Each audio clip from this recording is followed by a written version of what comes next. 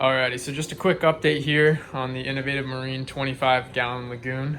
Other than I went ahead and added 2 bags of the pink Fiji sand to it, up to 20 pound, I believe it was.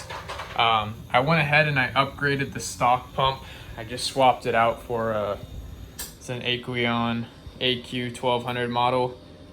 It rates from 106 to 317 versus the stock pump, which I have in the sink back here, which does 211 gallons per hour. So it's quite a big difference.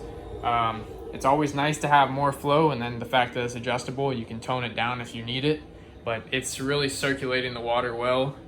I mean, you can see, of course, there's little stuff floating around in there, so it's got it moving. I also went ahead and put in these inTank media baskets. This one's a full stack. The only thing I have in it right now is polyfill, just because I just added sand and stuff about a week ago, so they're just kind of straining it out.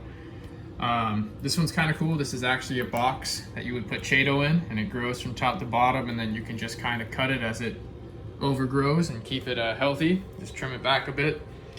And then on this side, instead of doing a full intake basket, it just sits on the top. I can't remember what the name of it was, but it's just a quick little cup there, and you can just stuff it full of some sort of media, just kind of to strain stuff out of your water column. I left the 4th chamber. It's kind of hard to see here with the lights. There's 4 chambers. There's 1, 2, 3, 4, and then you have your central area here. I'm leaving that open for the protein skimmer. I've got a K2 Nano on the Evo right now, which will eventually be coming over, and I'm not sure about these lights yet. I've had these for a long time. This is actually when I first started with reef tanks. They're pretty cool. I've sunk them like probably 4 times now throughout like the 6 years I think I've had them. One of them is entirely, it's gonna be hard to see here. The one on the right is entirely blue, and the one on the left is blue and white. It's a combination. And they actually have controllable dials on them where you can adjust the levels if it's too much or too little. If you want more of a blue effect or more of the daylight white, you can kind of play with those a bit. I also went ahead and got, it's an Innovative Marine product again. Their stuff's pretty cool. It's the hydrofill. It's an ATO auto top off. Not a whole lot to it. Just power, low, high levels. When it gets low, it kicks on.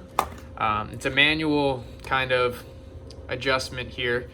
You have there's a pair here, and they both have magnets. You stick to the glass. Set one at the high, one at the low. When they don't make contact throughout the water, they kick on, and then they just kind of top off the tank till it reaches that high level, and then it'll shut the pump off. But other than that, that's about where I'm at right now. So